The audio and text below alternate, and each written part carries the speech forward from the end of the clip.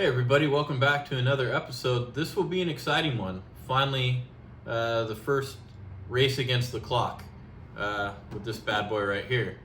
But you may notice I'm a little dressed a little professional. I figured if I'm dressed professional, I'll drive professional.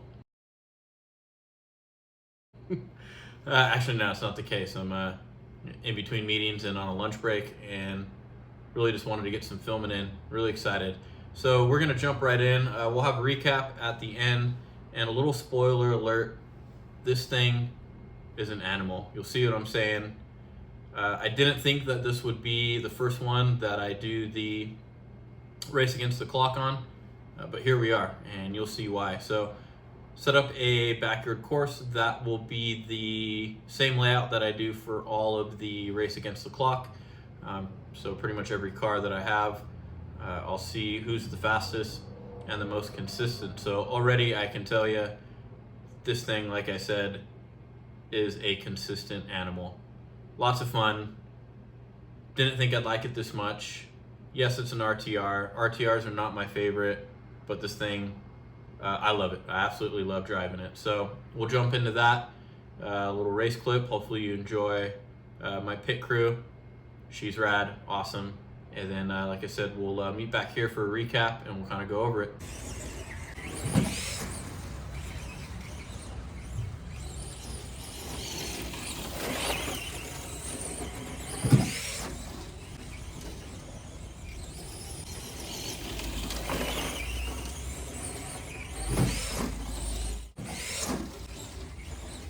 Turn around that post is tricky. It's slippery.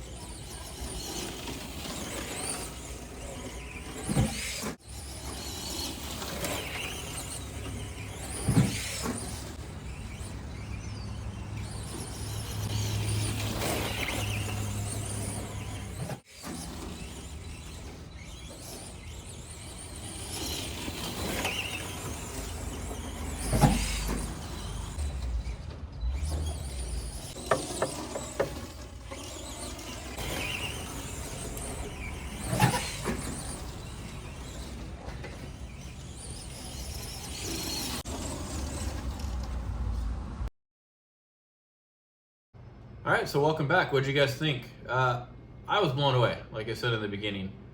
This thing is a machine. Like I went over in the front, it's a stock RTR kit. I've done nothing to it. This is actually my girl Taylor's truck. This was her first dive into RC cars. I may or may not have had a lot of influence on that, but yeah, she chose this one, and she definitely chose a good one. I did a little bit of homework. Fairly newer to the scene, but by no means are they lacking really in anything. So super strong trucks, super tough, pretty decent speed for what you get. So again, this is completely stock. It's got a 12 turn motor, running a NIM 8.4 battery pack. Maybe we'll jump up to LiPo, but honestly, with how heavy the battery is, I thought it would kind of throw it off a little bit in air and around turns and things like that, but it didn't at all. And you know, the battery has pretty good oomph, other than kind of just running a little bit on the warm side. I think that's kind of the nature of those NIM batteries. I will tell you, the motor did get a little hot. It definitely didn't overheat, but it was to the point where I did have to take a couple kind of breaks in between, just to keep it consistent and help cool it off. So some of those in there, I tried to get as many time lapses as I could. So, you know, ones that you saw that didn't have a full time lap, that was either a battery swap or, you know, a couple cool down runs or letting the motor cool down. So that's my only gripe, but again, that's it as far as gripes. I did not think I would like this truck as much as I did.